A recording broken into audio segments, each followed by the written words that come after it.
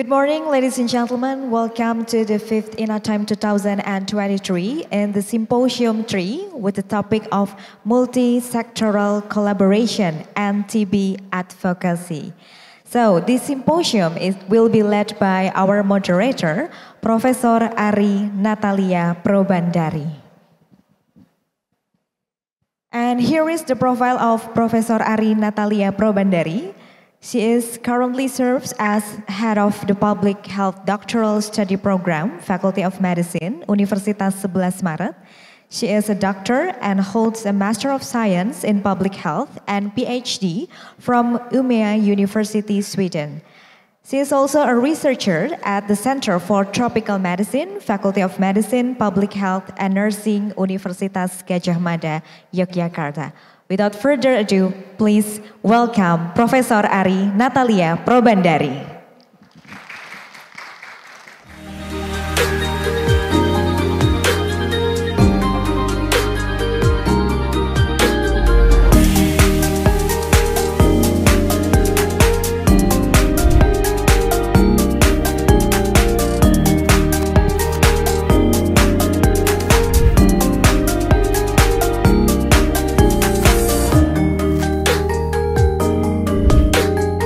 Ladies and gentlemen, we will proceed this session mostly in Bahasa Indonesia. If any one of you want to have devices for the interpreter, please kindly contact the organizing committee.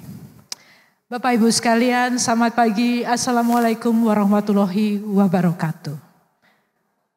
Salam sejahtera untuk kita semua. Om Swastiastu, Namo Buddhaya. Salam kebajikan. Dan karena ini di Jogja, mungkin saya juga menyampaikan salam dalam bahasa Jawa ya. Sugeng enjing Bapak Ibu sekalian. Selamat pagi. Pada sesi ini kita akan ada 3 pembicara. Yang pertama adalah Ibu Dewi Satya Sari. Beliau sehari-hari bekerja di Bapeda, Provinsi DKI Jakarta. Kemudian yang kedua adalah Bapak Aldila Satyanugraha Al-Arfa. Beliau adalah staf dari MPK UPT Muhammadiyah. Dan yang ketiga, Dr. Setiawan Jatilaksono dari WHO Indonesia. Ibu Dewi Satyasari akan bergabung dengan kita secara online melalui media Zoom. Dan kemudian nanti setelah itu kita undang Dr. Setiawan Jatilaksono. Dan selanjutnya nanti kita juga mendengarkan paparan dari Bapak Aldila S. Al-Arfa. Mungkin kita segera mulai saja ya supaya nanti banyak waktu untuk diskusi. Yang pertama mari kita dengarkan paparan dari Ibu Dewi Satyasari. Kami persilahkan 20 menit. Terima kasih Ibu, suara saya terdengar? Suara saya terdengarkah? Sudah terdengar dengan jelas Bu Dewi. Monggo. Baik, terima kasih Ibu. Assalamualaikum warahmatullahi wabarakatuh. Selamat pagi, salam sejahtera buat kita semua. Mohon maaf saya tidak bisa hadir di sana karena memang masih banyak urusan tentang penganggaran yang ada di Jakarta yang agak-agak seru-seru gitu. Kepada Bapak Ibu yang juga hadir, terima kasih. Mudah-mudahan apa yang saya sharing di sini adalah juga yang baiknya mungkin bisa kita laksanakan bersama-sama. Hari ini saya diberi tugas untuk memaparkan tentang bagaimana kolaborasi atau kerjasama yang terjadi yang kami laksanakan di DKI. Slide-nya dari saya atau dari panitia yang membuka slide-nya? Panitia Bu Dewi. Oke, mangga silakan slide-nya. Di sana juga ada teman kami dari Dinas Kesehatan DKI Jakarta, ada Dr. Victor. Nanti mungkin ada beberapa slide yang mungkin saya minta bantuan beliau untuk menerangkan secara teknis. Silakan panitia slide-nya.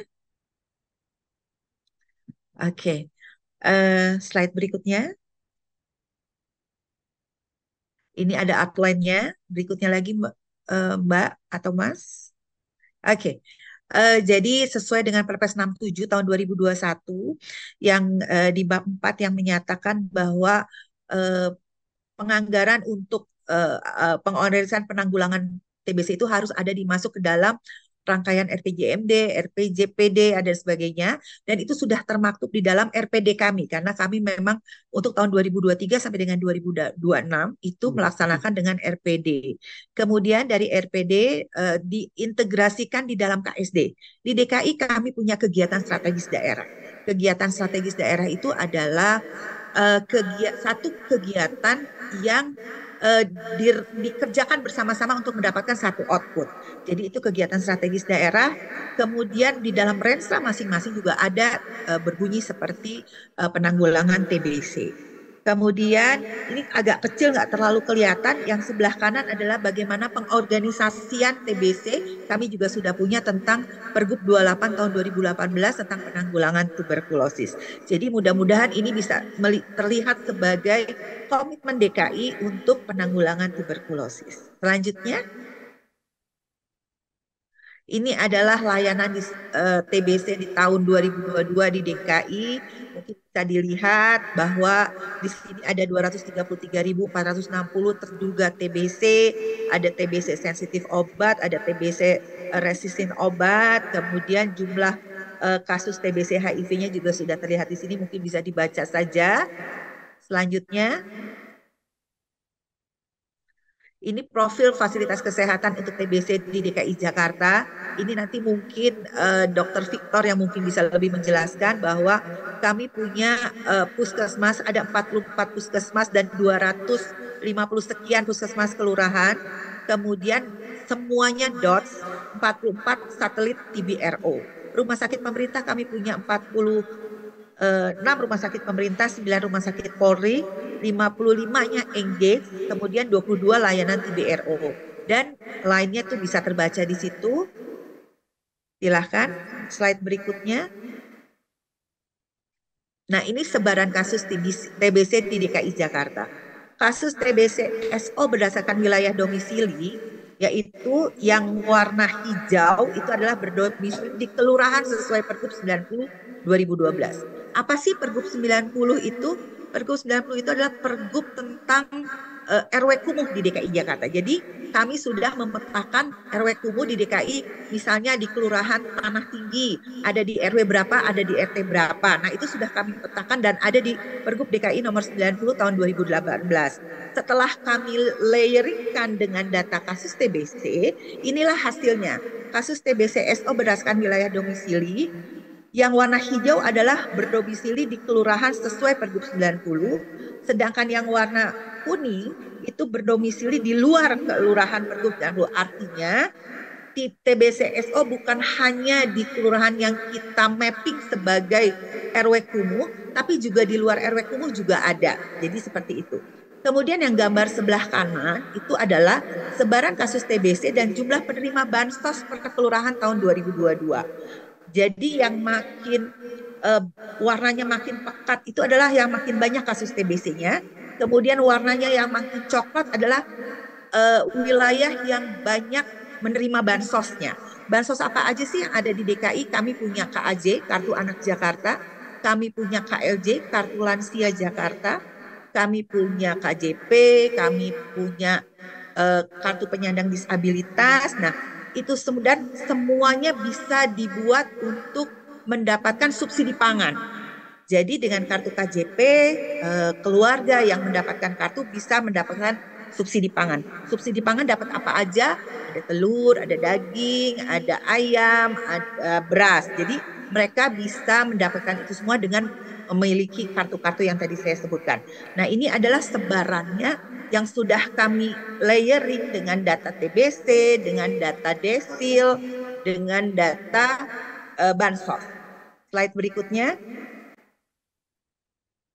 Ini adalah hasil layering P3KE dan DTKS pada kasus TBC. P3KE tentunya sudah dipakai oleh kita semua, adalah proses pemeringkatan masyarakat dari Kemenko PMK. Mungkin akan lebih jelasnya terlihat di slide berikutnya. Nah, agak gede sedikit kali ya, cuman artinya yang atas adalah desil P3KE. Terus terang ini baru sampai desil 7 yang kemarin karena ini kami layering-kan sudah lumayan lama sampai dengan pertengahan 2023. Pada saat itu PMK, Kemenko PMK baru menyerahkan kepada kami desilnya baru sampai 7. Tapi sebenarnya sudah sampai desil 10. Sekarang Dinkes sedang melayerikan sampai desil 10. Nah, dari sini terlihat bahwa TBCRO itu yang paling atas adalah TBCRO ya kalau saya nggak salah. Itu paling banyak terlihat ada di desil 3 kalau saya nggak salah. Kemudian kalau TBCSO itu paling banyak di desil 2. Jadi memang terlihat bahwa di 4 terendah, 4 dengan belanja terendah itu, disitulah banyak terjadi pasien yang menderita TBC. Kalau yang bawah adalah data P3KE yang sudah kami layeringkan dengan DTKS. Maksudnya apa? Karena DTKS itu kalau kita memberikan bantuan sosial harus ada di DTKS. Jadi kalau P3KE mungkin dia masuk di P3KE tapi mungkin belum mendapat bansos. Tapi kalau yang bawah dia sudah di P3KE dan sudah menjadi DTKS dia mendapatkan bansos. Itu juga terlihat perbandingannya antara desil 1 sampai dengan desil 7. Tetap sampai desil 7 itu ada gitu ya ternyata. Gitu.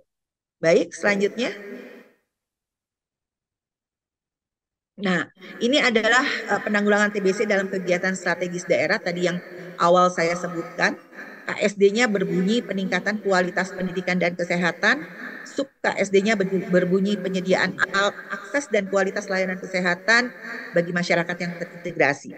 Rencana aksi kami adalah publikasi dan sosialisasi edukasi TBC HIV pada bis sekolah. Jadi kami memanfaatkan di sekolah untuk mempublikasikan edukasi TBC dan HIV tentunya dengan materi yang sesuai dengan anak didik. Kemudian penyediaan ruang isolasi untuk warga binaan sosial yang menderita TBC. Jadi di panti kami punya satu ruangan khusus untuk mengkarantina, mengisolasi warga binaan sosial yang menderita TBC. Kemudian screening TBC HIV dan PTM pada warga binaan sosial dan warga sekolah. Warga sekolah juga kami rujuk kalau misalnya terduga berisiko TBC HIV.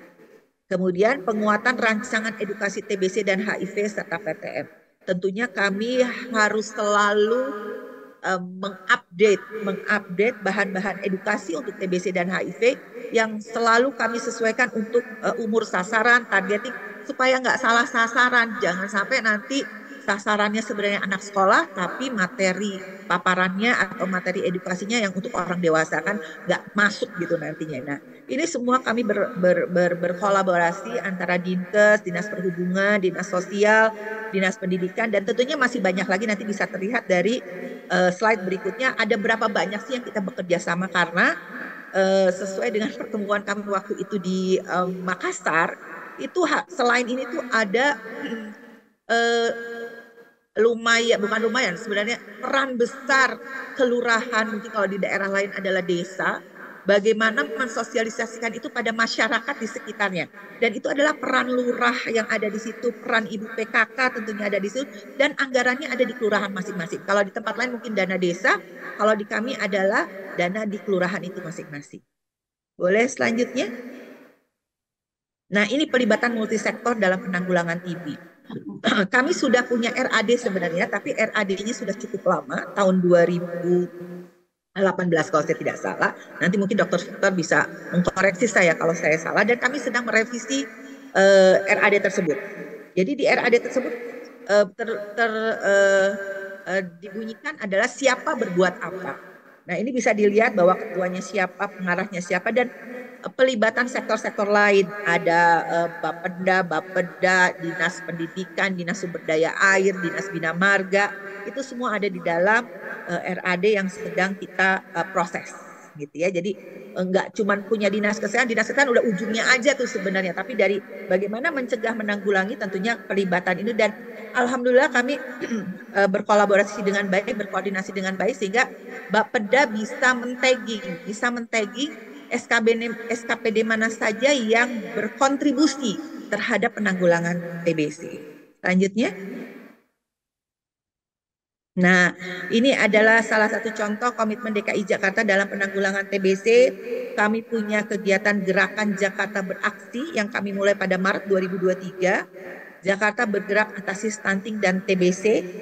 Di sini ada 19 instansi perangkat daerah, unsur organisasi profesi, unsur asosiasi fasiankes, dan unsur mitra penanggulangan TBC. Ini adalah pada saat kolaborasinya ada Ibu Kepala Dinas pada saat itu yang saat ini menjadi Ibu Askesra, kemudian beberapa kepala SKPD lainnya. Selanjutnya, nah ini adalah pada saat itu Askesranya masih Pak Uus namanya yang ada di sebelahnya Bu Widi. Jadi beliau mengatakan bahwa semua harus berperan serta dalam penanggulangan TBC, semua strata masyarakat, semua anggota masyarakat itu harus bekerja sama. Kemudian Ibu Widi juga mengatakan bahwa selain itu Gebyar Jakarta Beraksi ini juga akan terus berlanjut, mulai dari bagaimana screening, kita melakukan screening dan memberdayakan anak muda dengan youth, dengan kegiatan ini nggak terlalu terbaca sama saya, tapi artinya Bu Widi mengatakan bahwa anak muda juga sedang kami berdayakan untuk sama-sama yuk kita menyebarkan, mengedukasikan mereka tentang penanggulangan TBC. Selanjutnya, nah ini selanjutnya adalah anggaran yang bisa kami tagging sementara yang mendukung untuk penanggulangan TBC. Pada tahun 2023 ini totalnya 4 miliar. 4 miliar ya itu ya, nolnya ada 9. 4 miliar 464 juta 594.261 rupiah dengan persentase terbesar masih di Dinas Kesehatan, tapi di situ sudah ada Dinas Perumahan. Dinas Perumahan dia bagaimana memperbaiki infrastruktur yang ada. Kemudian Dinas Pendidikan tadi untuk screening dan sebagainya, dan juga di tempat yang lainnya juga ada. Kemudian slide berikutnya adalah penanggulangan TBC tahun 2024. Ada kenaikan yang signifikan. Boleh next slide.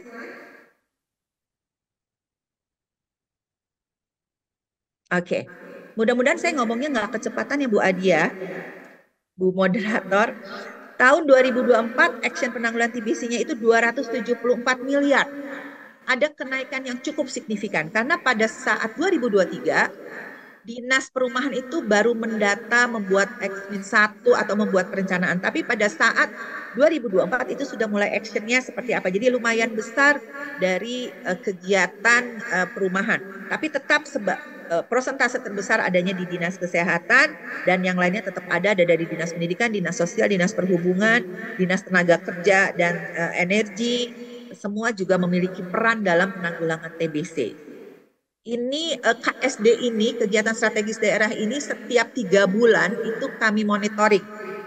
Mereka jadi membuat target di awal tahun, bulan ketiga harus apa, bulan 4 yang harus bulan triwulan 2 harus selesai apa, sampai dengan nanti triwulan 4 mereka sudah punya target untuk KSD yang terkait dengan penanggulangan TBC.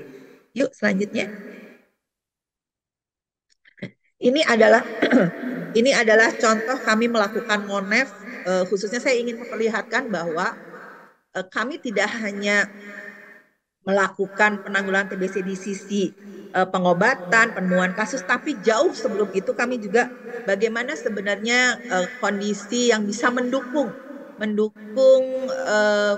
apa ya namanya, sekarang kan polusi ya, polusi itu menyebabkan banyak penyakit yang berhubungan dengan paru-paru, sehingga kami di sini kami memperlihatkan bahwa kami juga concern di situ bahwa ada program penataan taman, hutan dan sebagainya. Hutan mungkin bukan hutan tapi taman. Di DKI itu taman. Proses keanekaragaman hayati. Kami 5, walaupun masih kecil, kami sampai saat ini baru 5,18% untuk ruang terbuka hijau. Kami tetap berusaha terus untuk menambah ruang terbuka hijau kami, dan tetap membuat di situ nanti seperti ruang ketiga, ruang bagaimana orang berkumpul bisa bersama-sama menikmati udara yang sehat gitu ya. Walaupun Jakarta akhir-akhir ini katanya polusinya luar biasa, tapi kami tetap berusaha bagaimana untuk menurunkan polusi yang ada di Jakarta. Mudah-mudahan Jogja nggak gitu ya. Oke, selanjutnya. Nah, ini adalah deteksi dini TBC pada ibu hamil, ada pemeriksaan terpadu. Ini nanti mungkin Dokter Victor juga mungkin bisa lebih menjelaskan karena ini lebih teknis dalam kesehatannya. Selanjutnya adalah next slide. Nah, ini lintas sektor dalam penanggulangan TBC dalam screening oleh dinas-dinas pendidikan, Disnaker Trans, Dinas Perhubungan, Dinas Sosial, PD Pasar Jaya, dan Kanwilkumham di Lapas karena memang kami mengikut sertakan semua dalam melakukan screening TBC sehingga DKI Jakarta screening TBC-nya cukup tinggi. Next slide. Ini adalah peran mitra. Peran mitra dalam penanggulangan TBC, jadi bahwa sekali lagi bahwa TBC itu bukan hanya punya dinas kesehatan, bukan hanya tanggung jawab dinas kesehatan, tapi tanggung jawab kita semua termasuk masyarakat, NGO, dan teman-teman semua yang bersama kita bisa. Kemarin saya dengar seperti itu. Jadi peran mitra ada KNCV, komitmen TBPS, bedah rumah oleh Basnas, edukasi TBC di mall, dan TB Grafi. Yuk selanjutnya. Ini adalah CSR juga kami mohon bantuannya untuk mensosialisasikan dan screening terintegrasi ada dari Pizza Hut, dari Hokben, Rumah Sakit Antam, dan masih banyak lagi. Selanjutnya. Dan kami juga ada rumah singgah. Jadi ada pasien yang mungkin tinggal di rumah yang rapat padat gitu ya. Di kami tuh biasanya yang rapat-rapat tuh ada di daerah Tambora, di daerah Jakarta Barat lumayan banyak. Tapi ini lokasi ini di timur juga banyak yang padat sehingga kami punya lokasi di Pulau Gadung di Jakarta Timur berkolaborasi dengan STPI Penabulu. Yuk selanjutnya. Nah ini adalah bagaimana kami merenovasi rumah penyintas TBC RO di Kelurahan Senen. Bekerja sama dengan Dompet Duafa, Ikatan Arsitektur Indonesia, karena rumah itu menjadi rumah pribadi individu tersebut, Parsil. Jadi rasanya kita harus mencari sumber dana lain untuk melakukan renovasi rumah pribadi ini. Jadi ini adalah salah satu kerjasama dengan renovasi rumah penyintas TBC. Selanjutnya. Nah ini inovasi-inovasi yang kami lakukan, baik inovasi yang merupakan ide dari daerah dan juga ada ide-ide dari pusat yang kami laksanakan untuk melakukan screening TBC. Tadi senang sekali mendengar dari Fuji Film juga bagaimana melakukan screening bisa mobile gitu ya, sehingga makin banyak yang bisa kita cegah nantinya. Begitu juga dengan kami ada penemuan kasus secara masif melalui si kancil, ada kendaraan antar jemput, ada fotonya tuh di pojok itu, di pojok kiri. Kemudian screening digital TBC melalui Sobat TV, screening TBC pada pekerja perusahaan, dan selanjutnya bisa dibaca di dalam inovasi penanggulangan TBC. Yuk, next slide. Rasanya sudah mau selesai, terima kasih, betul. Jadi kayaknya waktunya mudah-mudahan pas dengan 20 menit atau masih menyisakan sehingga kita punya banyak waktu untuk saling tukar pengalaman. Artinya mungkin tentu saja pengalaman kami seperti ini, tapi bagaimana pengalaman teman-teman semua di daerah lain yang pastinya banyak yang bagus-bagus yang bisa juga nanti DKI lakukan bersama-sama. Di situ juga ada Dokter Victor yang mungkin juga bisa menceritakan kolaborasi, bagaimana rasanya bisa berkolaborasi dengan teman-teman SKPD lain. Kami di Bapeda itu bagaimana bisa bernegosiasi dengan SKPD lain. Yuk kita sama-sama, karena TBC tidak bisa bekerja sendiri, kita harus sama-sama. Tentunya kami juga mengalokasikan anggaran untuk beberapa SKPD yang juga untuk mendukung penanggulangan TBC. Di luar sebenarnya banyak sekali yang harus dikolaborasikan selain TBC, ada stunting juga mesti dikolaborasikan. tapi kami tetap berkomitmen untuk mendukung Perpres 67 bagaimana penanggulangan TBC ini bisa kita selesaikan sehingga bebas TB di tahun 2030. Mungkin itu Ibu Moderator yang bisa saya sampaikan. Lebih kurangnya mohon maaf kalau misalnya ada salah-salah kata. Mudah-mudahan nanti kita di diskusi bisa mendapatkan lebih banyak lagi pencerahan yang bisa kita manfaatkan untuk tentunya masyarakat kita semua. Terima kasih. Wabillahi taufiq wal hidayah. Wassalamualaikum warahmatullahi wabarakatuh. Waalaikumsalam. Terima kasih, menarik sekali paparannya Bu Dewi. Nanti kita diskusi lebih jauh dan juga Dr. Victoria nanti waktu diskusi bisa kami undang juga ke podium untuk sharing pengalaman. Untuk yang kedua kita akan dulu paparan dari Bapak Aldila dari MPK UPT Muhammadiyah.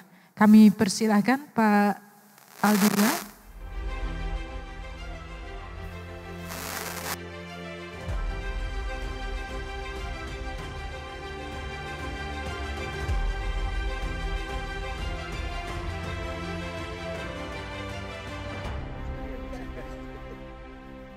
Silakan Pak Aldila, mungkin langsung saja ya untuk memberikan pengalaman dari Muhammadiyah. Silakan. Saya izin berdiri Ibu ya. Ya. Bismillahirrahmanirrahim. Assalamualaikum warahmatullahi wabarakatuh. Selamat siang, salam sejahtera untuk kita semua.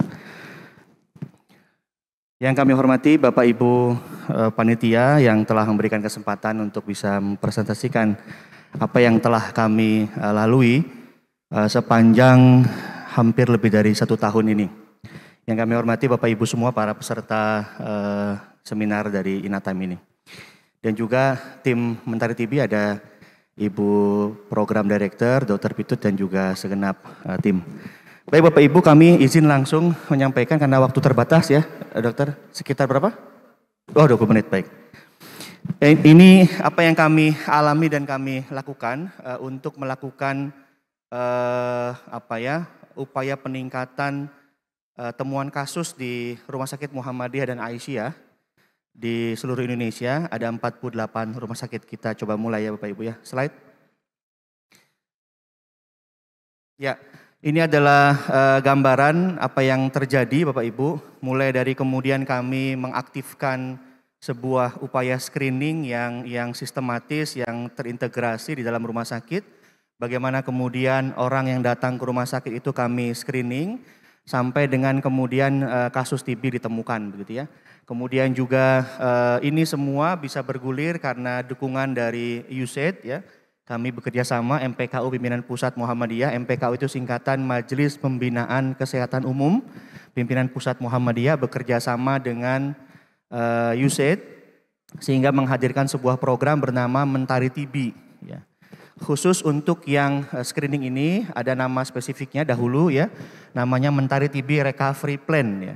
Sehingga ini adalah sebuah rencana upaya untuk merecovery ya temuan kasus TB di 48 rumah sakit. Dukungan dari Kementerian Kesehatan juga terus mereka dukung kepada kami sehingga kami bisa berjalan dengan cukup baik. Termasuk juga sampai dengan kita menemukan sisi-sisi gap-gap di mana yang mungkin terjadi dan dampak dari pandemi yang kemudian itu berdampak kepada turunnya angka kasus temuan TB, tetapi kemudian kami jadikan kekuatan Bapak Ibu. Slide.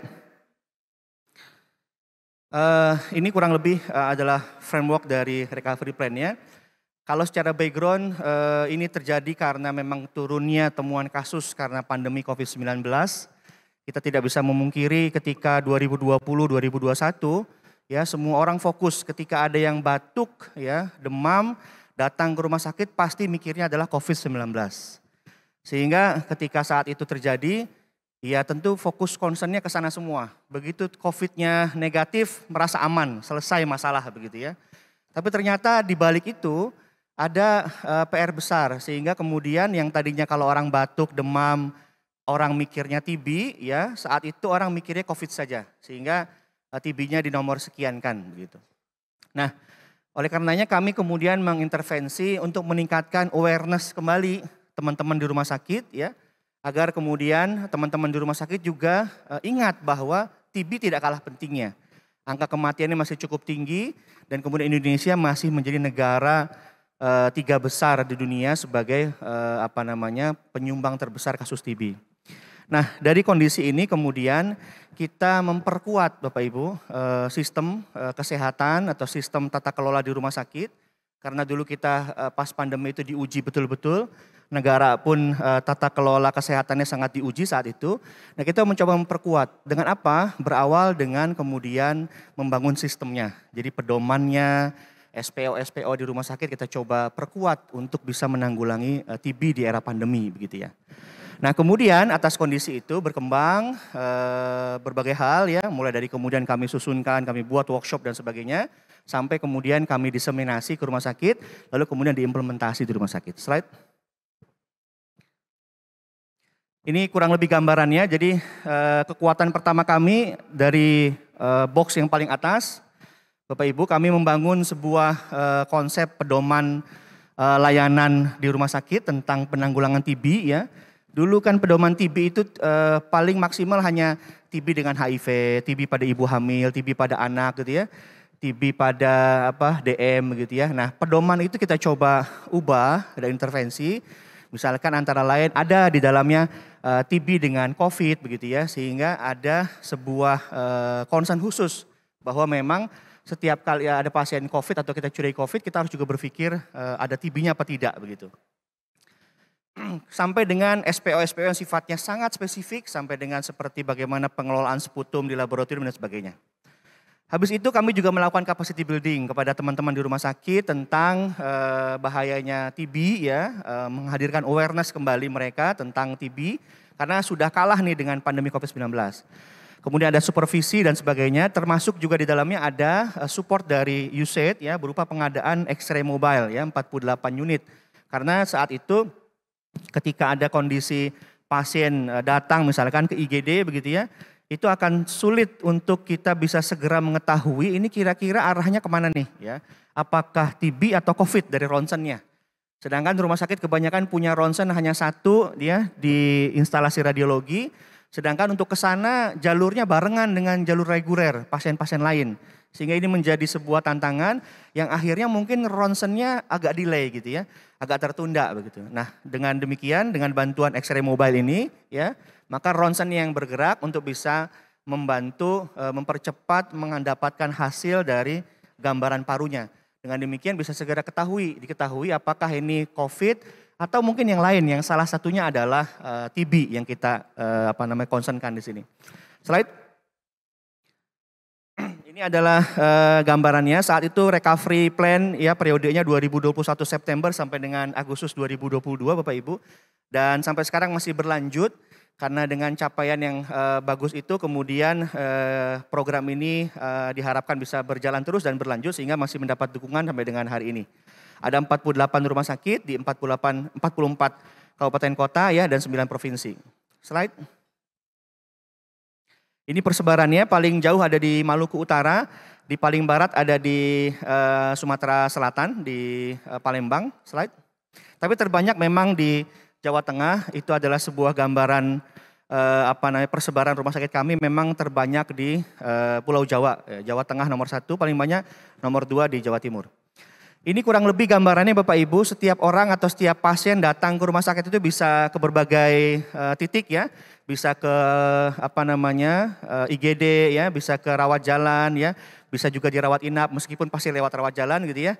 Bisa di area publik ya, bisa kemudian datang ke tempat-tempat karena sekarang rumah sakit kan bisa ada kafenya, bisa ada kantin dan sebagainya. Sehingga itu area publik yang juga mungkin bisa didatangi oleh orang. Nah, ketika kemudian pasien itu datang, ilustrasi gambarannya Bapak Ibu ke rumah sakit. Nah, ini yang kami bilang tadi, kami memanfaatkan hantaman pandemi ini untuk dapat meningkatkan temuan kasus TB. Jadi mungkin Bapak Ibu masih ingat sekali, Bapak Ibu juga saya yakin pernah ke rumah sakit atau bekerja di rumah sakit, itu pasti akan dilakukan screening di pintu masuk begitu ya. Nah, screening itulah yang kemudian kami optimalkan juga tidak hanya men-screening COVID-19 tapi juga men-screening TB gitu ya. Sehingga dengan demikian terjadilah proses screening yang tidak hanya mengarah kepada COVID-19 tapi juga kepada tuberkulosis begitu. Dengan demikian kami menemukan atau mendapatkan banyak orang yang bisa di screening dan kemudian menemukan banyak suspek ya. Tentu ada pertanyaan-pertanyaan spesifik yang berbeda yang ditanyakan kepada pengunjung ataupun pasien selain dari COVID-19. Slide. Ini kurang lebih juga gambarannya yang terjadi Bapak Ibu. Jadi ketika kemudian ada pasien yang suspek ya, dia batuk, kemudian demam gitu ya, dilakukan pemeriksaan X-ray, kemudian dites darah dan sebagainya, sambil kemudian tadi kami bilang ini dua jalur ke samping dan ke bawah ini bukan berarti berbeda, ini dilakukan secara paralel dan berbarengan Bapak Ibu. Sekaligus juga kemudian kita melakukan anamnesis begitu kepada pasien, apakah kemudian ada arah-arah kepada tuberkulosis. Nah, bila kemudian nanti ada dari anamnesis juga kemudian arahnya kepada TB, kemudian X-ray juga mendukung kepada TB, maka kemudian kita lakukan pemeriksaan expert test. Slide. Untuk selanjutnya algoritma masing-masing. Nah Bapak Ibu, setelah itu semua kita coba lakukan, memang pada akhirnya bergulirlah proses di rumah sakit. Di sini kemudian kami di program di MPKU begitu, yang bisa kita lakukan mensupervisi, mendorong gitu ya, menggerakkan begitu. Tapi kemudian ujung tombaknya, pejuang-pejuang utamanya adalah teman-teman di rumah sakit. Nah setelah kami lihat bahwa memang nomor satu adalah komitmen manajemen. Komitmen manajemen ini menjadi sangat penting bagi berjalannya program ini karena dengan komitmen yang kuat inilah yang bisa memberikan hasil yang berbeda. Karena kami ada 48 rumah sakit, disparitasnya sangat tinggi. Rumah sakit Muhammadiyah itu ada yang sampai kemudian apa itu istilahnya ya, teman-teman di Solo itu menyebutnya rumah sakit keluarga presiden gitu ya. Sampai dengan ada yang rumah sakit kecil sekali gitu ya. Sehingga karena disparitas yang tinggi ini juga menghasilkan hasil yang berbeda-beda begitu. Dan kami lihat yang berbeda yang bagus-bagus adalah memang komitmen manajemennya juga bagus. Slide. Kemudian dari itu semua komitmen yang bagus ya itu bisa menghadirkan engagement dan juga sebuah iklim yang baik di internal rumah sakit yang bisa menghasilkan sebuah capaian yang bagus yang berbeda dengan rumah sakit lain. Karena dari 48 itu tidak semuanya bagus tentu ya, ada juga yang biasa-biasa saja begitu. Slide. Nah, dari screening ini Bapak Ibu, ada yang kemudian memang sudah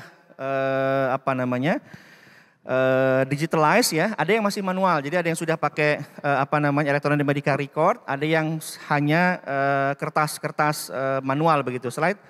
Nanti akan kita lihat gambar yang manualnya. Ini yang ini di gambar yang sebelah mana ya? Yang ada kardus-kardus adalah bukti karena kami di program itu melakukan juga validasi Bapak Ibu sampai memerlukan juga bukti dari teman-teman di rumah sakit apakah juga betul-betul melakukan screening begitu ya. Nah ini memang kami minta untuk disimpan ya karena nanti akan ada kemungkinan mungkin apakah donor ya atau mungkin pihak-pihak lain ingin melihat apakah betul dijalankan sehingga kami minta rumah sakit ini menyimpan. Nah sudah jumlahnya memang banyak sekali berkardus-kardus di masing-masing rumah sakit tapi ini kami hanya ambil sampel gambar saja. Slide. Slide. Ya slide ini yang manual screening slide.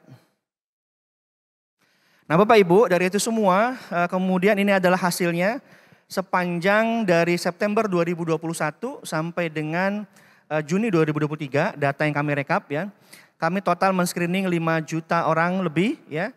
Karena tadi itu adalah pasien yang datang ke rumah sakit. Dari itu semua ketemu yang suspek adalah 53.175 orang ya. Dari 53.000 sekian suspek, kemudian yang terdiagnosis atau tegak diagnosisnya itu adalah 20.526 orang. Dan dari 20.526 orang itu adalah enroll atau melakukan pengobatan sejumlah 19.466 orang atau 95%. Data ini kami menghadapi tantangan baru Bapak Ibu. Semenjak akhir tahun lalu terutama terlebih di menjelang pertengahan tahun ini ketika kemudian COVID-19 dicabut status pandeminya kami sudah mulai agak kesulitan. Jadi kalau tahun lalu kami betul-betul mudah begitu ya men-screening karena semua orang masuk pasti dites tuh di termogan gitu ya dan seterusnya. Nah sekarang sudah tidak lagi karena status pandemi dicabut gitu ya. kemudian juga orang sudah mulai bebas, sekarang sudah tidak terlalu ketat begitu. Sehingga angka jumlah ini sudah mulai menurun nih di bulan-bulan ini nih semenjak ditariknya status pandemi ini. Ini menjadi PR kami untuk meningkatkan yang tadinya di pintu masuk paling depan, kemudian mundur ke unit layanan di poli-poli begitu ya, di nurse station ya screeningnya, sampai dengan sekarang sudah mulai makin longgar. Ini menjadi tantangan tersendiri bagi kami di program dan juga di 48 Rumah Sakit Muhammad Aisyah ini. Slide. Oh ya, boleh ke sebelumnya kami juga ingin sampaikan sebuah pesan penting Bapak Ibu. Jadi yang sangat disayangkan Bapak Ibu itu adalah, ini juga jadi concern kami, baik itu dari MPKU maupun dari donor juga meminta kami concern ke situ. Yaitu kita lihat yang total kasus ditemukan Bapak Ibu, ada 20.526, sayangnya itu tidak 100% kemudian enroll ya, tidak 100% kemudian dia diobati gitu. Salah satu faktor terbesar adalah pasien yang kemudian terdiagnosis itu dia kan harus pulang dulu. Karena diagnosis tegaknya itu dengan TCM, dengan expert test gitu ya. Expert testnya hasilnya baru 3 hari kemudian, 4 hari kemudian begitu. Nah kondisi ini kan kemudian ada pasien yang kontrol lagi, balik lagi, ada yang dia concern atau fokus kepada kesehatannya gitu ya. Ada yang mungkin tidak gitu ya. Meskipun ada sih sebab-sebab lain, ada sebabnya meninggal dan sebagainya begitu. Tapi salah satu concern kami adalah keterbatasannya expert test yang ini padahal dia adalah gold standard, tetapi jumlahnya masih sangat terbatas ya. Padahal kan singkatannya TCM ya, tes cepat molekuler, tapi harus membutuhkan beberapa hari sampai dengan bisa kita pegang hasilnya begitu. Ini mungkin jadi concern di semua tempat saya rasa, di rumah sakit terutama yang tidak mempunyai TCM. Karena kami juga ada dari 48 rumah sakit ini, 6 rumah sakit yang punya TCM. Bapak Ibu, ada rumah sakit yang menjadi TB MDR, rumah sakit PMDT, dan angkanya berbeda. Jadi kasus enroll di mereka jauh lebih tinggi. Artinya yang enrollnya rendah itu ya memang rumah sakit yang tidak punya TCM. Harus di-refer keluar begitu ya, sputumnya. Akan berbeda jika dibandingkan dengan rumah sakit yang 6 rumah sakit tadi yang punya TCM. Slide. Nah ini adalah cascade-nya Bapak Ibu. Dari yang mulai di screening, kemudian presumptif ya, kemudian bisa mengakses laboratorium ya, confirm TB ya, kemudian mulai pengobatan dan kemudian komplit. Nah ini komplit memang lebih sedikit karena tadi ya ini cohort sifatnya, jadi masih ada yang proses progres ya, sedang kita capture data saat ini begitu. Ini juga ada perbedaan di setiap tahun 2021, 2022 dan 2023 Bapak Ibu. Sebetulnya kalau 2023 ini statusnya masih pandemi, bukan berarti kami berharap pandemi tapi tidak dicabut begitu, mungkin jumlah yang di screening kami akan tetap tinggi nih. Tapi karena sudah dicabut sehingga mungkin akan turun lagi nih, karena tadi ya kekuatan screening kami itu memanfaatkan momentum pandemi ini justru malah. Slide. Dan ini adalah perbandingannya Bapak Ibu di tahun 2021 dan juga 2022 dengan kuartal yang sama. Alhamdulillah perbedaannya cukup signifikan. Bila kemudian di kuartal 1 misalkan itu di tahun 2021 itu adalah 1.516 kami temukan kasus ya. Di kuartal 1 tahun 2022 kami temukan 2.071 kasus ya. Ini menggambarkan memang ada perubahan yang signifikan dari upaya yang telah kita lakukan atau kita intervensi. Nampaknya itu Bapak Ibu, ini adalah akhir dari slide kami. Slide berikutnya. Ya, itu mungkin ada sedikit video, apakah bisa ditampilkan? Bisa ya? Oke, baik. Yang tadi kami tandai ya. Hidup ini akan selalu berjalan. Siap atau tidak, kita harus berani menghadapi apapun yang ada di depan mata. Tapi, kita hanya manusia. Cepat atau lambat, lelah pasti datang. Semangat pasti surut. Dalam keadaan itu, kita semua berharap muncul pahlawan yang menghilangkan semua masalah. Yang kita tidak sadari, pahlawan datang dengan berbagai bentuk. Pahlawan bisa sesederhana uluran tangan dari orang yang peduli, menolong dengan hati dan tanpa pamrih. pahlawan selalu ada di antara kita. Walau begitu, tetap saja ada orang yang tidak bisa bertemu dengannya. Indonesia memiliki kasus tuberkulosis tertinggi kedua di dunia. Ada sebanyak 969.000 kasus dan 144.000 diantaranya meninggal dunia. Tidak semua orang mendapat bantuan. Beberapa harus menghadapinya sendirian. Kebingungan, tanpa bisa bertanya. Sampai akhirnya, uluran tangan menyelamatkan. Sebuah ajakan untuk membalas semua keburukan dengan kebaikan. Berkat kerjasama dari MPKU PP Muhammadiyah dengan USAID, hampir setiap pasien TBC dapat bertemu dengan pahlawannya. Program Mentari TB telah melatih 44 kader kesehatan untuk mendampingi 190 pasien TBC RO yang masih melakukan pengobatan di 6 rumah sakit Muhammadiyah Aisyah dari total keseluruhan 269 pasien.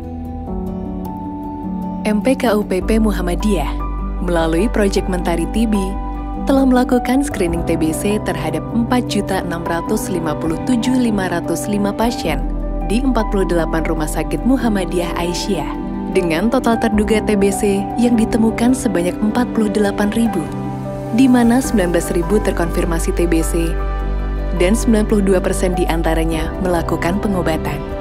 Untuk meningkatkan angka penemuan kasus TBC, bantuan fasilitas diberikan berupa mesin TCM yang telah diterima oleh 6 rumah sakit Muhammadiyah Aisyah, mesin mobile X-ray dan peralatan kesehatan seperti refrigerator spesimen, tabir PB, dan APD anti radiasi untuk 48 rumah sakit Muhammadiyah Aisyah se-Indonesia. Dengan dukungan tersebut, saat ini Mentari TB telah sukses mengobati 7.740 pasien TBC. Sekarang, kita mengerti bahwa untuk menjadi pahlawan, kita tidak perlu sayap dan kekuatan hebat. Kita hanya perlu mengulurkan tangan. Sekarang, kami butuh dukungan kalian untuk mencapai eliminasi TBC 2030.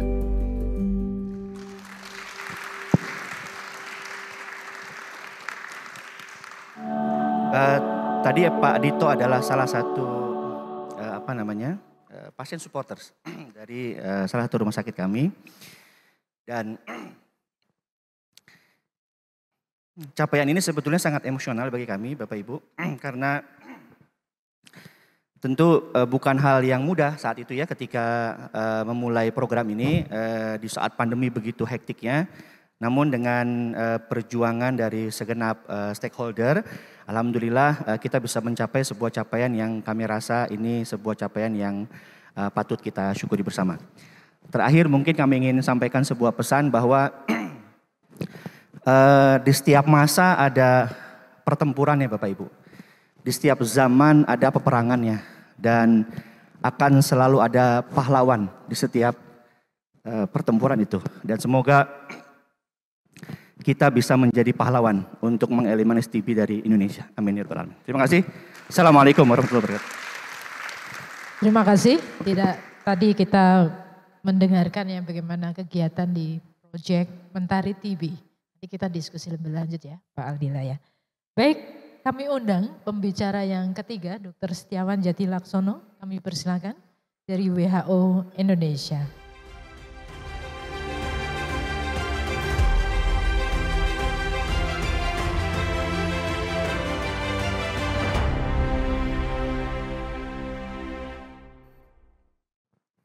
Izin berdiri ya, Prof. Assalamualaikum warahmatullahi wabarakatuh. Salam sejahtera bagi kita semua, Bapak Ibu yang kami hormati.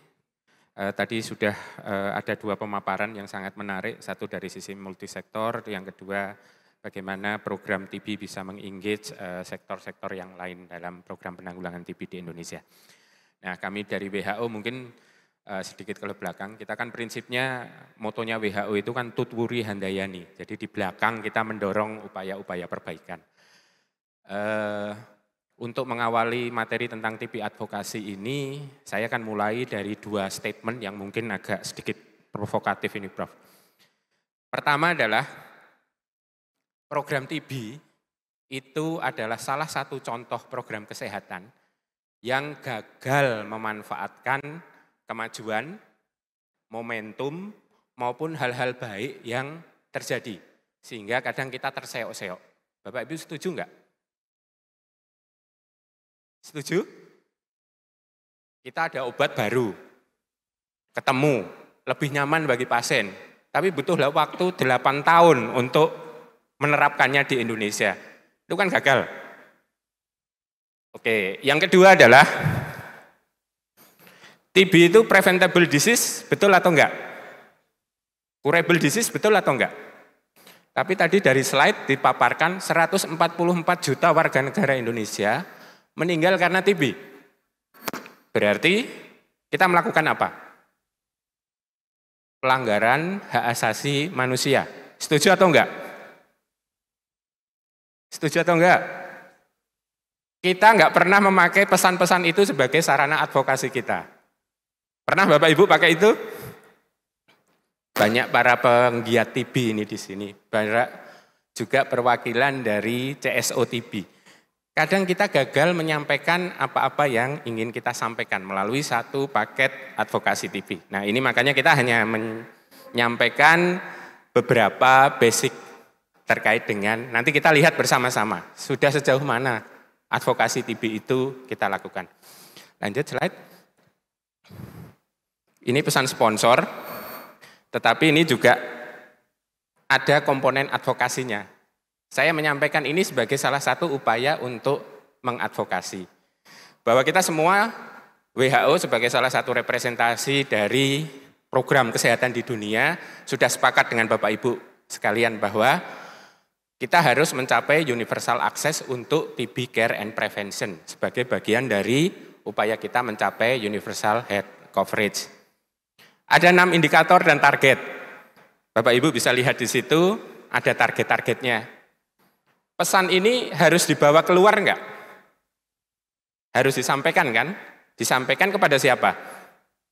Kepada semua orang yang satu kira-kira bisa mempengaruhi policy-policy-nya supaya agenda-agenda ini bisa dipakai. Saya ambil poin yang keempat, karena tadi ada pembahasan mengenai hal ini. Kita harus mendorong perlindungan finansial untuk semua orang yang terdampak TB. Karena masalahnya apa? Itu yang seringkali kita terneglekkan atau terabaikan.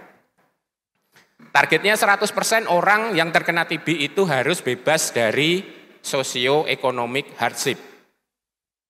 Di Indonesia itu terjadi enggak? Enggak atau terjadi? Survei membuktikan bahwa 38% pasien TB di Indonesia mengalami catastrophic health expenditure. 78% pasien TB resisten obat mengalami catastrophic health expenditure. Artinya apa? Mereka nggak dapat social protection. Nah ini contoh pesan-pesan yang biasanya disampaikan untuk upaya advokasi. Lanjut. Bapak Ibu saya kira sudah familiar dengan ini semua ya. Ini hanya untuk merefresh. Basic konsep untuk TB kontrol itu dari dulu ya seperti ini. Apa ada yang baru? Kalau komplitnya ya seperti ini. Tetapi pertanyaannya untuk mencapai ini semua, bahwa kita harus menyentuh semua orang yang sakit TB. Menyentuh semua orang yang terinfeksi TB tapi tidak sakit. Dan yang paling gede adalah menyentuh orang yang sehat, supaya dia tidak sakit ataupun terinfeksi TB. Komponennya ini ada 8. Apakah ini bisa selesaikan oleh komponen kesehatan saja? Jawabannya tidak. Nah bagaimana kita menyampaikan pesan ini? Kadang kita sendiri nggak paham tentang ini. Sehingga kita mempertanyakan, kemarin kita diskusi tentang TPT. Penting nggak sih TPT itu? Masih tarik ulur. Benar penting, tetapi ada komponen-komponen yang lain, itu contohnya. Lanjut. Pernah lihat ini?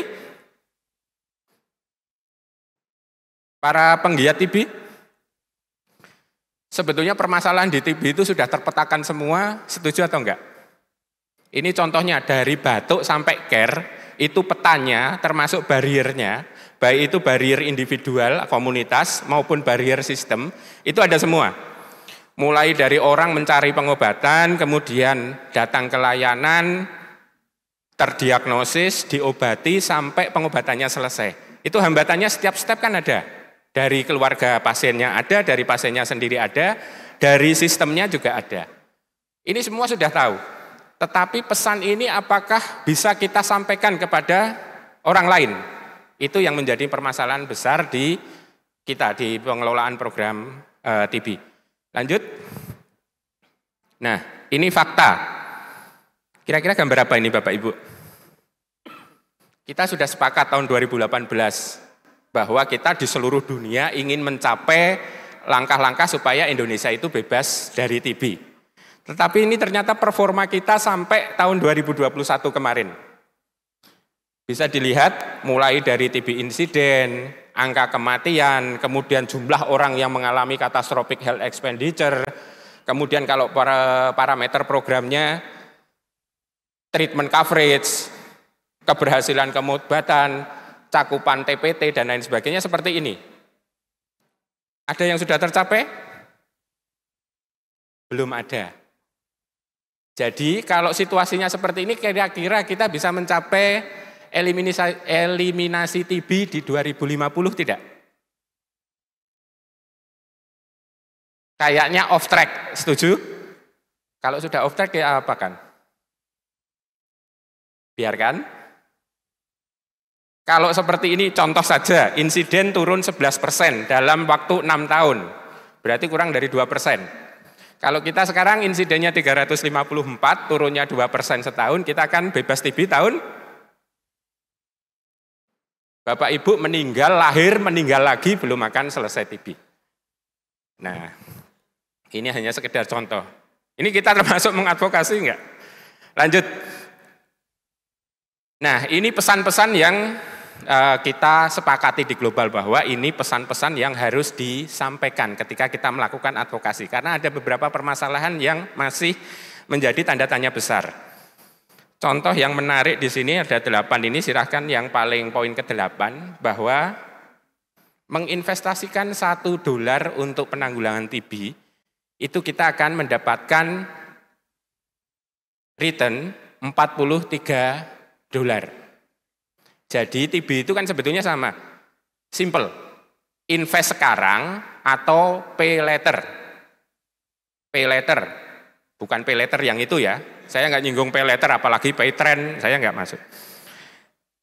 Kalau kita invest sekarang itu lebih murah daripada invest kemudian.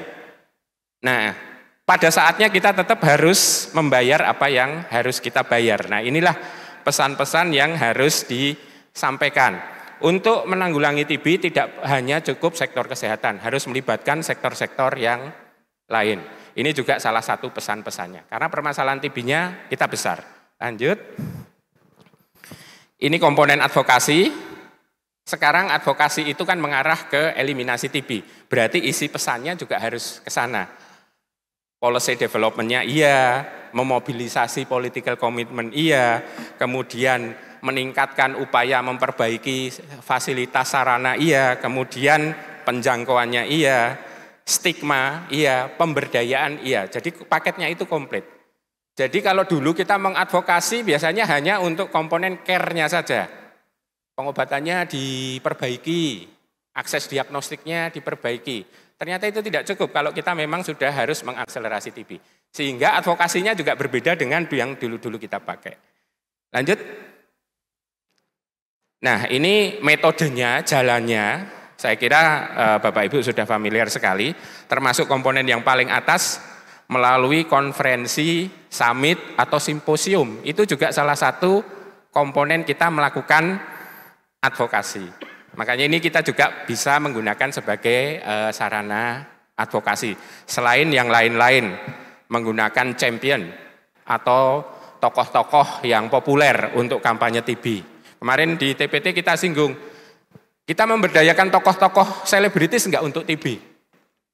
Iya, tapi Bapak Ibu ingat, beberapa kali kita menggunakan komedian untuk TB, tokoh-tokoh selebritis untuk TB. Jadi kan seakan-akan yang tertangkap, wah TB itu program guyon, tokohnya pelawak, jadi nggak pernah serius. Makanya harus kita rubah, harusnya tokoh-tokohnya ya yang kekinian, yang kesannya serius, itu mungkin harus kita pikirkan. Ini metodenya saya kira Bapak Ibu, advokasi sendiri kita tujuannya itu kan menginfluence, mempengaruhi para pengambil keputusan. Bedanya advokasi dengan lobbying apa? Advokasi itu kita menyampaikan bahwa TB itu masih menjadi masalah yang harus ditangani. Itu advokasi. Tapi kalau lobbying, untuk ke sana saya butuh 5 juta dolar. Itu lobbying. Spesifik, bahwa saya butuh ini. Nah, kadang itu memang overlapping, tapi Bapak Ibu harus tahu bedanya. Lanjut. Ini tujuannya saya kira semua sudah mafhum bahwa advokasi ini tujuan utamanya adalah memperkuat political will. Kemudian yang saya meraih berikutnya adalah increase financial and other resource mobilization. Komitmen harus diterjemahkan menjadi dana, resources. Setuju? Kalau komitmen tidak diwujudkan dalam bentuk dana atau resource, artinya apa? Kamit, bukan komitmen. Setuju ya? Oke, banyak yang setuju, saya senang. Lanjut.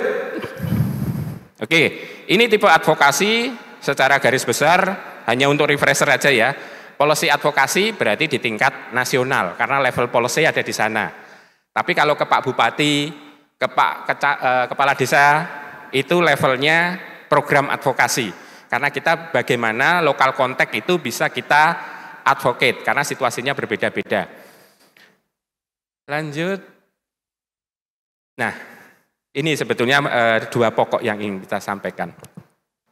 Apa sih materi advokasi yang kita perlukan di Indonesia saat ini?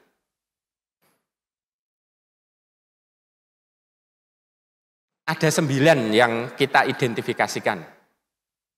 Bapak Ibu ada tambahan? Biar banyak. 1, kita butuh akses untuk layanan yang berkualitas, baik untuk care maupun prevention. Itu yang utama. 2, bebas dari stigma, diskriminasi, dan sosio-finansial hardship. Ke bawah, termasuk pesan sponsor. Research and innovation huge financial gaps. Bener nggak? Ini kan forumnya Inatime ya Prof. Ari ya. Riset inovasi kita terbiayai dengan baik enggak? Jangankan mikirkan riset dan inovasi yang atas saja kita masih setengah mati. Itu kenyataan. Padahal kita butuh riset dan inovasi. Jadi ini topik-topik termasuk hal-hal yang sekarang mungkin kita tidak terlalu sentuh. Misalnya komponen yang terkait dengan gender responsive program, gender sensitive program. Bedanya apa? Nanti kalau harus menjelaskan bedanya butuh waktu 40 menit tambahan, jadi enggak. Tetapi itu menjadi komponen program yang harus kita pikirkan. Faktanya apa? Data menunjukkan 10 tahun terakhir ini, 57% pasien TB di Indonesia laki-laki. 33% perempuan, 11% anak-anak. Artinya apa? Benarkah laki-laki lebih rentan TB di Indonesia? Atau wanita itu terpinggirkan untuk mengakses layanan TB? Tahukah kita sebabnya apa? Tidak tahu. Sama. Karena kita nggak pernah berpikiran bahwa aspek gender itu mungkin sesuatu yang kita abaikan, sehingga ada kelompok populasi yang left behind. Belum tentu karena laki-laki itu lebih rentan daripada perempuan misalnya. Terus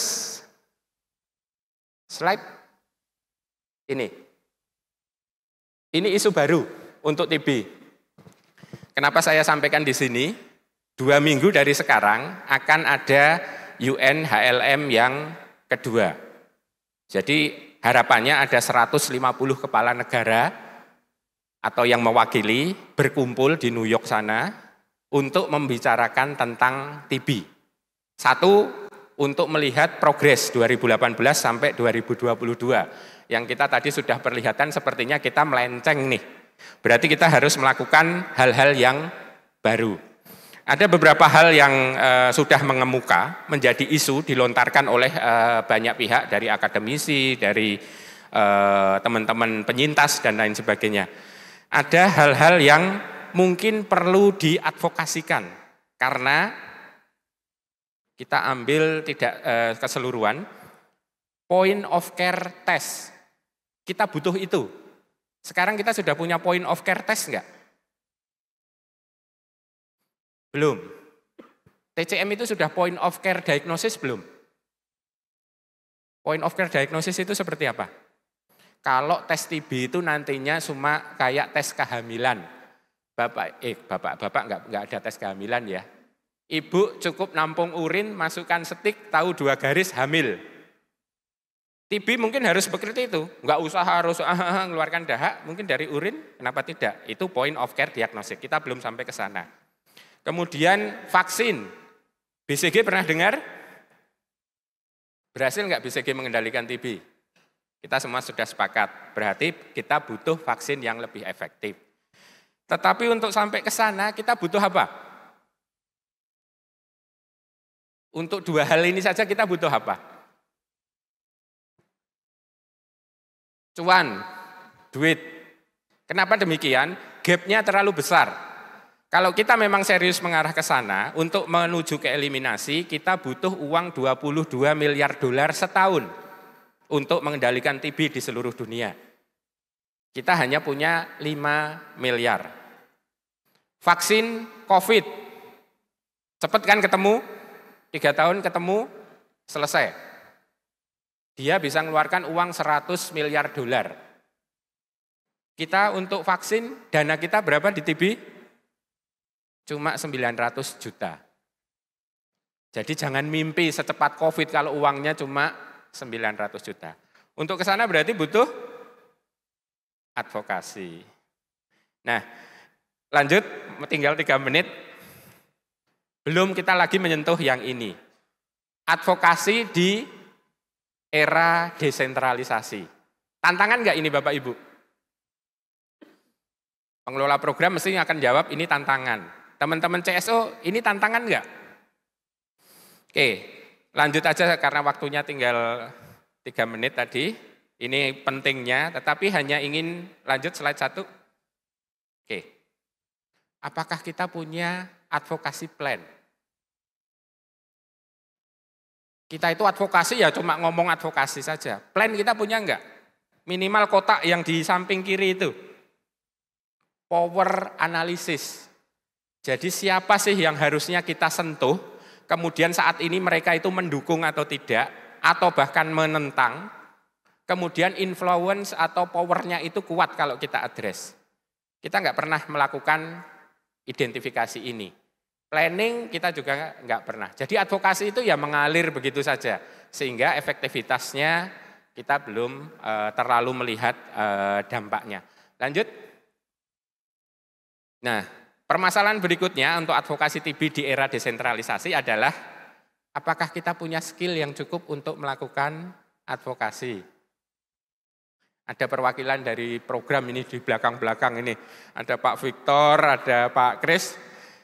Punya skill enggak teman-teman ini untuk melakukan advokasi?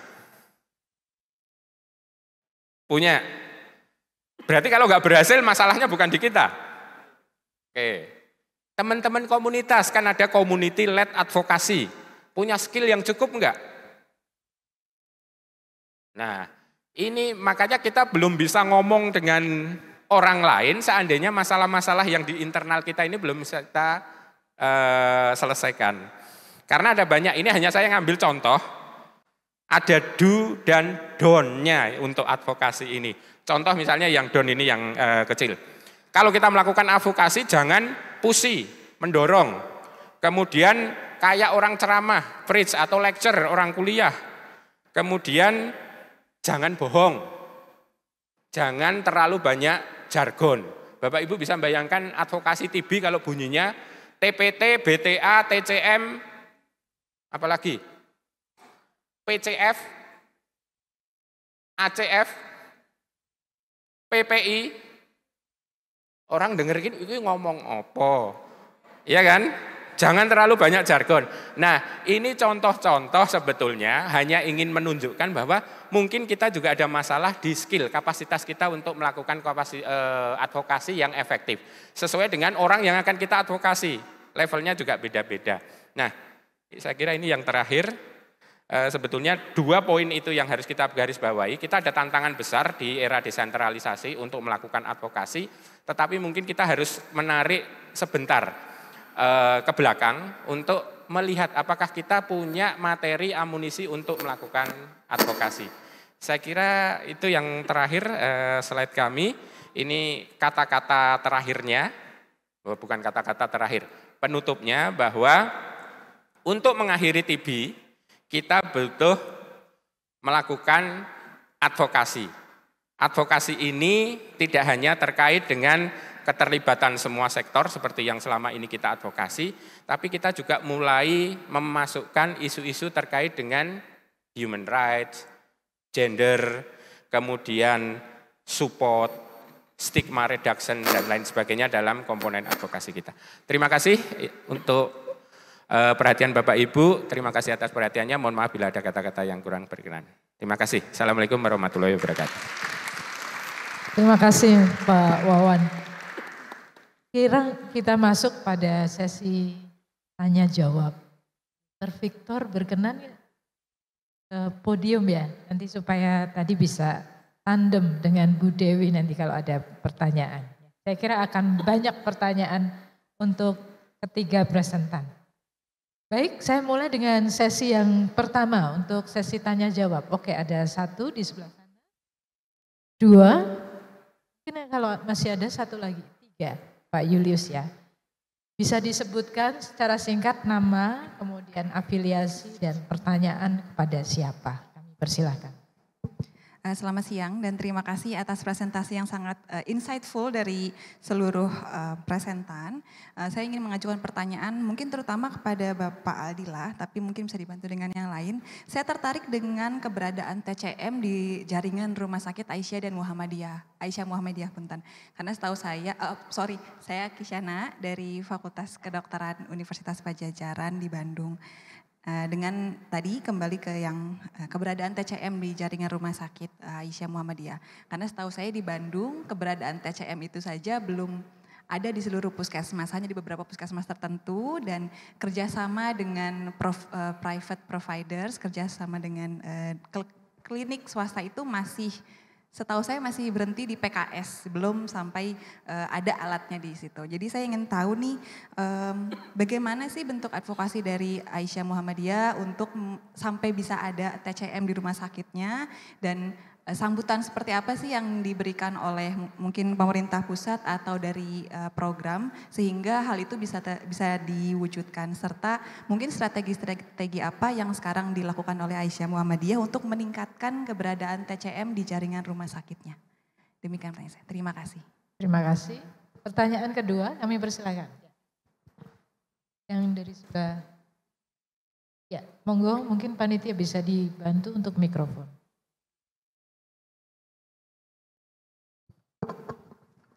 Baik, terima kasih. Saya Dini dari Yayasan Penabulu Jakarta.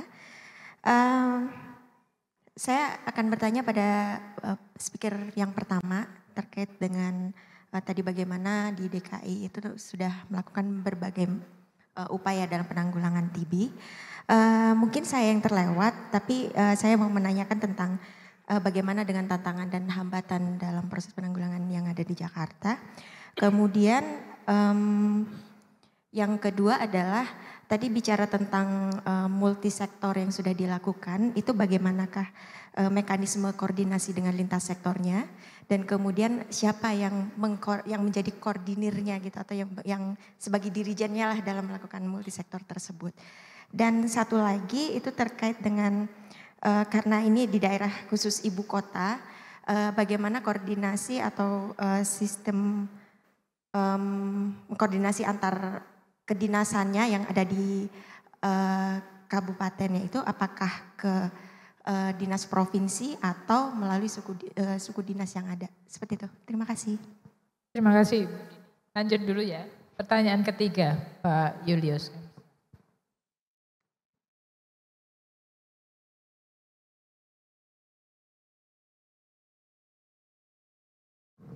Terima kasih untuk kesempatan yang diberikan.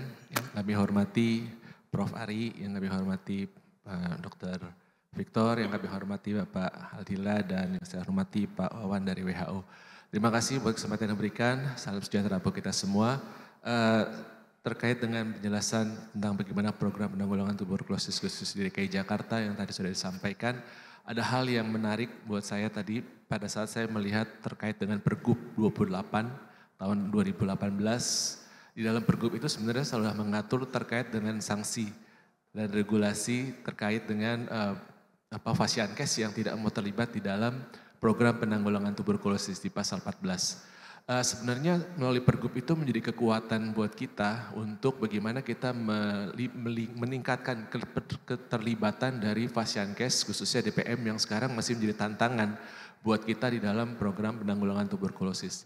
Nah, ingin saya tanyakan adalah terkait dengan hal itu, sebenarnya kita sudah punya payung hukumnya. Tapi apa langkah-langkah yang bisa kita lakukan sampai reward and punishment itu bisa sejalan dengan baik. Dalam hal, kembali lagi adalah garis besarnya supaya program penanggulangan tuberkulosis bisa kita lakukan dengan sebaik-baiknya. Dan ini juga kalau misalnya bisa menjadi suatu implementasi yang bagus di DKI Jakarta, artinya ada reward dan punishment terkait dengan mereka yang tidak melakukan program penanggulangan tuberkulosis, ini bisa menjadi piloting, menjadi project di tempat-tempat yang lain, mungkin dari daerah-daerah yang lain untuk bisa mengikuti, mengeluarkan Pergub dan sebagainya, yang bisa lebih memberikan penekanan kepada Fasiankes untuk bisa terlibat lebih jauh dalam program penanggulangan tuberkulosis, sehingga sebagaimana tadi disampaikan Mas Wawan, Pak Wawan, bisa betul-betul tercapai, kita kembali kepada track ya. Karena kalau kita lihat memang missingnya masih banyak hal yang perlu kita perbaikin. Lebih kurangnya itu yang bisa saya sampaikan. Mohon maaf kalau hal yang kurang berkenan. Terima kasih kesempatan yang diberikan. Assalamualaikum warahmatullahi wabarakatuh. Salam sejahtera bagi kita semua. Terima kasih. Baik, sudah ada 3 pertanyaan. 3 penanya, sebenarnya pertanyaannya ada lebih dari 3 ya. Kita mulai dengan yang pertanyaan pertama untuk Pak Aldi. Ini tentang TCM. Baik. Terima kasih Ibu, Mbak Teteh ya kalau dari Unpad. Yang pertama untuk TCM ini kan sebagai rumah sakit PMDT ya, pastinya dia. Untuk bisa menjadi sebuah rumah sakit PMDT itu yang paling dasar sekali adalah komitmen. Komitmen dari rumah sakit, manajemen maupun pemilik. Kalau rumah sakit Muhammadiyah pemiliknya adalah Muhammadiyah, kami memang punya komitmen untuk ada namanya spirit al-ma'un, membantu tentu orang-orang yang layak dibantu seperti duafa dan sebagainya. Dan kebetulan mayoritas memang pasien TB ada di kelompok itu ya. Nah, setelah komitmen ini ada, kemudian memang gayung bersambut dengan adanya donor. Jadi semua TCM di 6 rumah sakit tadi itu berasal dari donor USAID. Dan atas kepercayaan atau kinerja selama ini memang akan ditambah menjadi 4 rumah sakit lagi. Jadi kalau tadi ada 6 itu di Jawa Tengah dan Jawa Timur. Nanti akan bertambah 4 lagi jadi total 10. 10 itu nanti di Bandung akan ada Rumah Sakit Muhammadiyah Bandung. Kemudian juga di Jawa Tengah itu akan tambah di Rumah Sakit Muhammadiyah Kendal, dan di Timur ada di Rumah Sakit Siti Khadijah Sepanjang, Sidoarjo. Di Jakarta ada Rumah Sakit Pondokopi, Rumah Sakit Islam Jakarta Pondokopi. Selain itu ada juga 2 rumah sakit yang di luar donor USAID. Itu ada 2 rumah sakit, satu adalah Rumah Sakit Islam Jakarta Cempaka Putih dan Rumah Sakit Islam Jakarta Sukapura, ya Jakarta Utara Kelapa Gading. Tapi semuanya memang dari donor, Ibu, dan tapi dari sisi itu dari internal kami adalah komitmen. Karena Ya, ada yang banyak yang bilang untuk RSPMDT itu bukan apa ya, bukan sesuatu yang seksi, Bapak, bukan sesuatu yang basah gitu. Sehingga memang membutuhkan komitmen dari organisasi. Nah, alhamdulillahnya kami punya komitmen ke arah situ sehingga kita bisa menyelenggarakan itu. Begitu mungkin sementara. Mungkin bisa dielaborasi tadi mesin TCM ini bagaimana bisa mendapatkan ya. Donor, artinya memang murni dari donor, semua itu dari donor, 6 yang sudah ada itu dari USAID, kemudian nanti 4 lagi itu dari USAID juga, yang 2-nya itu dari program terdahulu ya dari donor lain. Jadi memang semuanya dari donor, Prof. Oke. Dan ya harapan kami sih TCM bisa bisa semudah kita beli X-ray lah begitu ya, X-ray mobile. Karena harganya pun kan jauh lebih mahal TCM dibanding X-ray mobile sekalipun. Mungkin itu. Baik, ya terima kasih. Kemudian ada pertanyaan berikutnya untuk Bu Dewi masih bergabung ya Bu Dewi ya? Nanti dengan Pak Victor ya. Tadi ada pertanyaan tentang tantangan hambatan untuk intersektoral kolaborasi antar sektornya, lintas sektornya. Lalu koordinasinya bagaimana? Terutama ini juga koordinasi kalau pada konteks DKI Jakarta ini antara provinsi dengan wilayah kabupaten yang kota. Ya, silakan mungkin Bu Dewi bisa memulai dulu. Monggo. Baik, terima kasih Bu. Jadi kalau koordinasinya seperti apa? Kami semua ada biro koordinasi di dalam yang membawahi kesehatan dan sebagainya itu adalah biro Kesos. Di atasnya adalah asisten Kesra. Jadi bagaimana kami membuat satu harmonisasi lagu gitu, lagunya TBC gitu ya. Itu tadi dengan kegiatan strategis daerah yang dikoordinasikan oleh biro Kesos. Walaupun ada beberapa perangkat daerah yang jadi kalau di Kesra itu bawahnya kita adalah Dinas Pendidikan, Dinas Kesehatan, Dinas Kebudayaan, Perpustakaan dan sebagainya. Sedangkan Dinas Perhubungan sebenarnya lain bidang dari bukan di Kesra.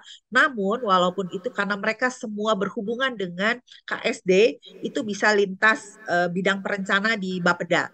Dengan sebagai dirijennya adalah Biro Kesos. Nah itu yang tadi saya bilang KSD itu setiap 3 bulan dimonitoring dan kami mengundang mereka semua sudah sampai mana capaian-capaian yang mereka targetkan dan bersama-sama kita targetkan juga dengan Dinas Kesehatan. Mungkin itu jawabannya. Jadi dari Penabulu kami berkoordinasi dengan Biro Kesos. Kemudian bagaimana koordinasi antar kedinasan, apakah langsung ke provinsi atau ke Sudin. Jadi memang kami walaupun kami hanya punya daerah DT1 gitu ya di provinsi, tapi kami juga punya Sudin sebagai perpanjangan tangan, perpanjangan kewenangan dari provinsi.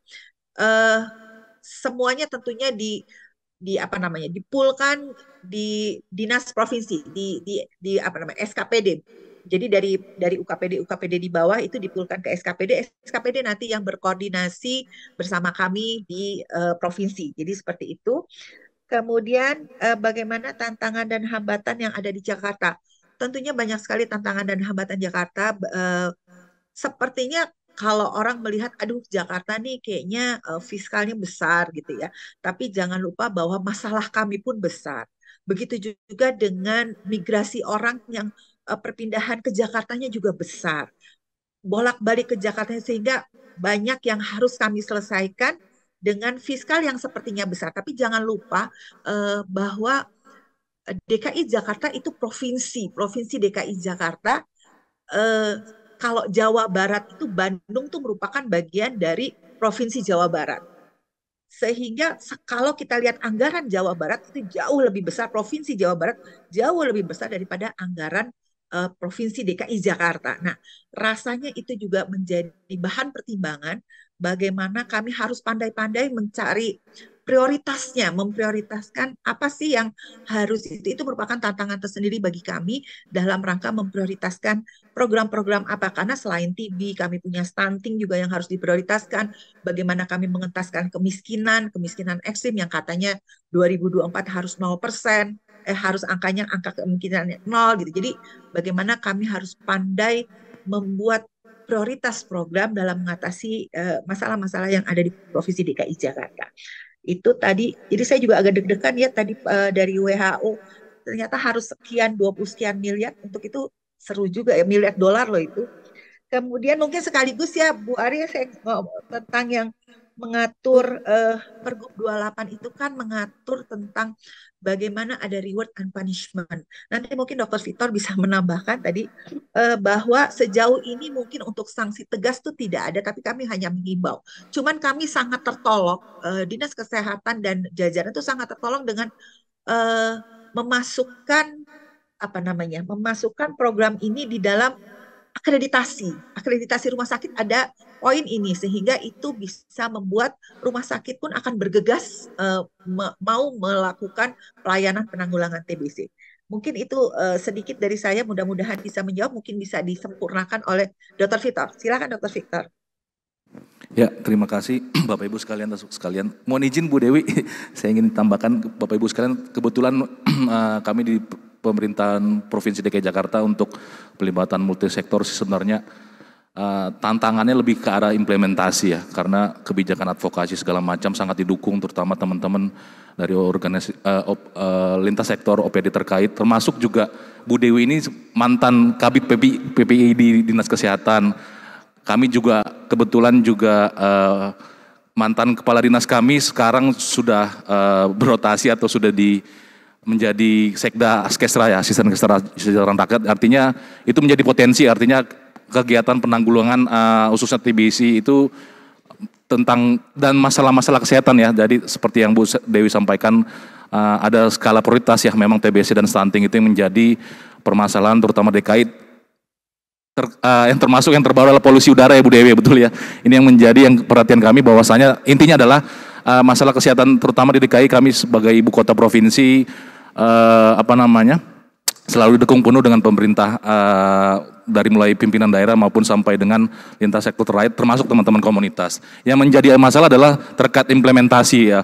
Saya ingin tambahkan adalah karena berbagai macam inovasi. Tadi kalau Bu Dewi sampaikan ada paparan tadi, ada Jakarta Beraksi ya. Jadi perkawinan ya. Jadi kalau kita di TB itu sudah mengawinkan program kolaborasi antara DM dan HIV. Tapi kita juga bagaimana di DKI Jakarta dengan kearifan lokal mungkin yang berbeda dengan provinsi yang lain. Permasalahannya mungkin hampir sama, tapi ada beberapa daerah atau provinsi yang lain yang menjadi permasalahan. Termasuk juga DKI itu bukan hanya stuntingnya saja, tapi ada garis kemiskinan ternyata juga banyak di situ. Makanya kita libatkan antara penyakit TB maupun juga stunting dan garis kemiskinan itu ternyata ada garis yang keterkaitan untuk bersama-sama kita melakukan seragam atau satu visi untuk melaksanakan kegiatan itu, sehingga satu dayung itu tiga program itu bisa kita tuntaskan. Masalah implementasi baik lagi adalah yaitu pelaksana ya. Jadi berbagai macam inovasi segala macam, baik lagi pelaksananya lah Dinas Kesehatan Provinsi maupun jajaran internal, termasuk suku Dinas Kesehatan, termasuk juga teman-teman sebagai garda terdepan yaitu Vaskes ya, dalam ini teman-teman Puskesmas ya sebagai pelaksana ya. Itu yang menjadi tantangan sebenarnya, karena apalagi program TB walaupun memang jadi program nasional, tapi orangnya kan itu aja Pak Wawan ya, lo lagi istilahnya seperti itu. Artinya itu yang menjadi tantangan, karena berbagai macam inovasi program ya, mulai dari screening, penemuan kasus sampai dengan pemberian TPT yang menjadi concern kami juga, itu yang menjadi pelaksana, karena orangnya juga ya itu aja. Itu yang sementara kami lagi kaji di Dinas Kesehatan, sehingga permasalahan klasik mungkin Bapak Ibu sekalian di provinsi lain juga permasalahan pada saat monitoring evaluasi berbagai provinsi ataupun sampai dengan tingkat nasional itu terkait dengan jobnya terlalu banyak segala macam harus memegang. Ini harus kita lagi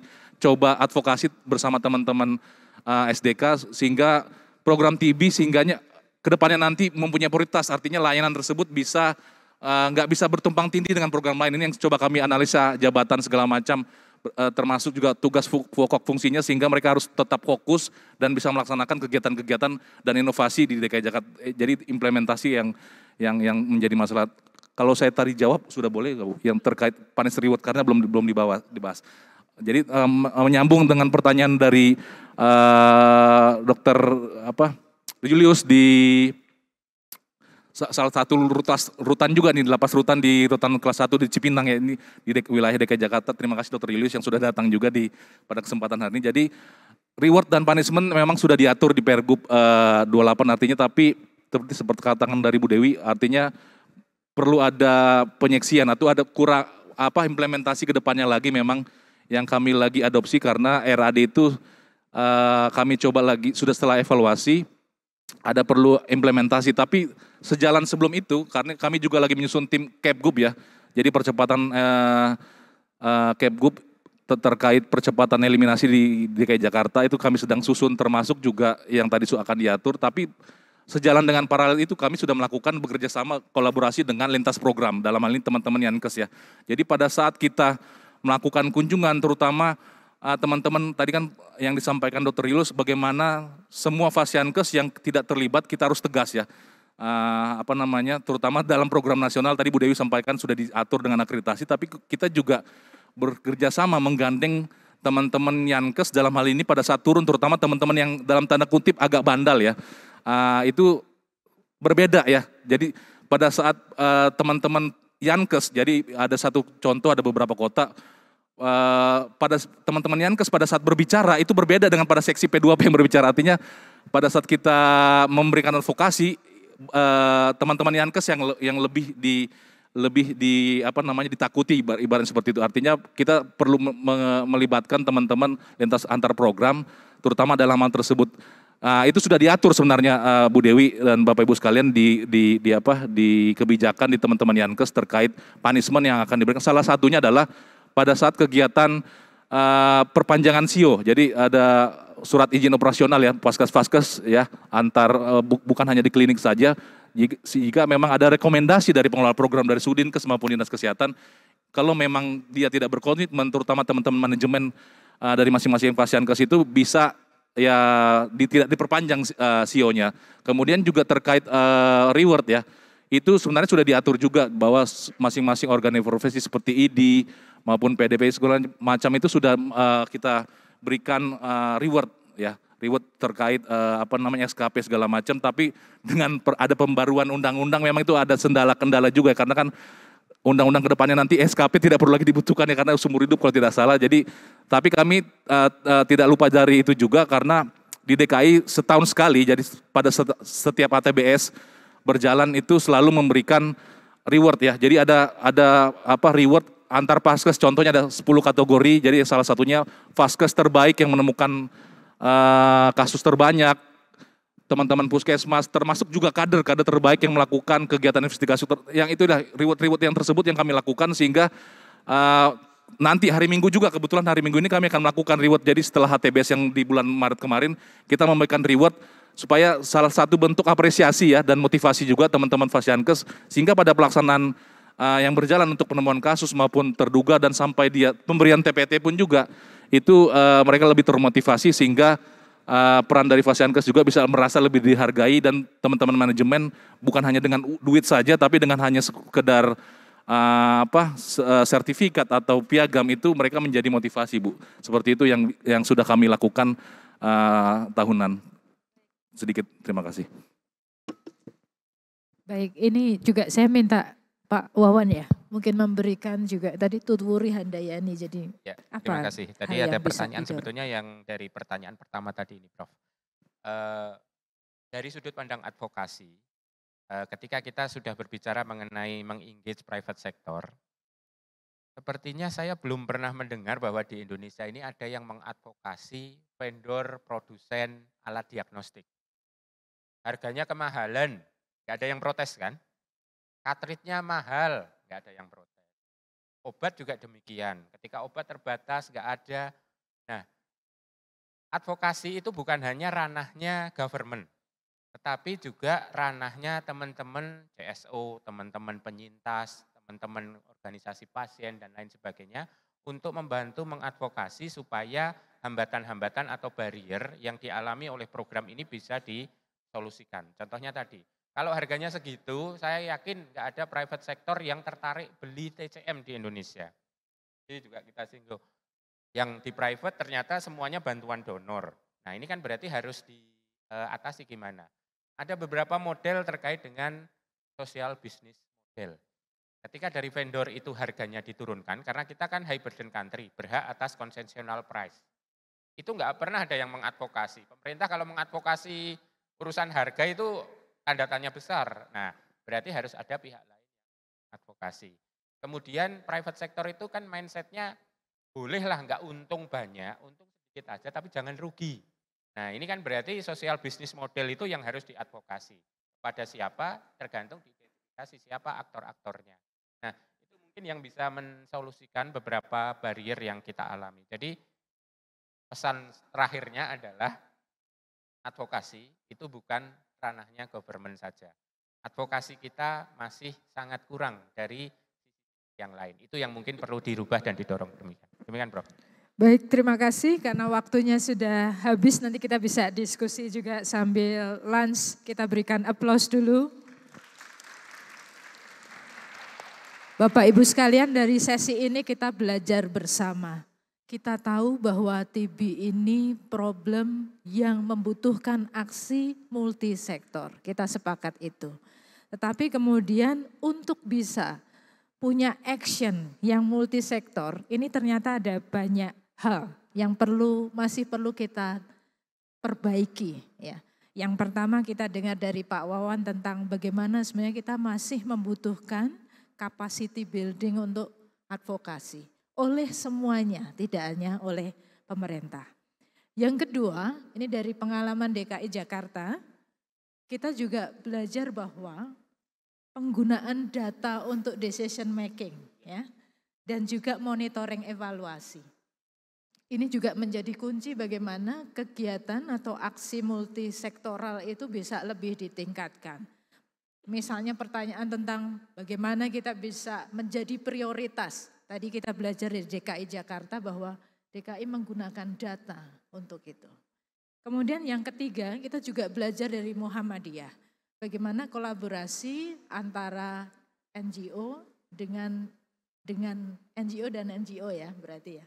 Ini bisa dimanfaatkan juga untuk bagaimana kita bisa mempercepat kegiatan untuk eliminasi tuberkulosis. Tentu PR-nya masih banyak, misalnya bagaimana mengintegrasikan ya kegiatan-kegiatan atau aksi yang multisektor ini kepada sistem kesehatan yang ada. Ini juga menjadi PR selanjutnya. Masih banyak hal yang perlu kita lakukan, jadi kita harus punya komitmen bersama. Yang terakhir saya tutup dengan hal yang kita sepakati bersama di dalam Inat Time ini. Together we can. Terima kasih, saya akhiri untuk sesi ini. Wassalamualaikum warahmatullahi wabarakatuh.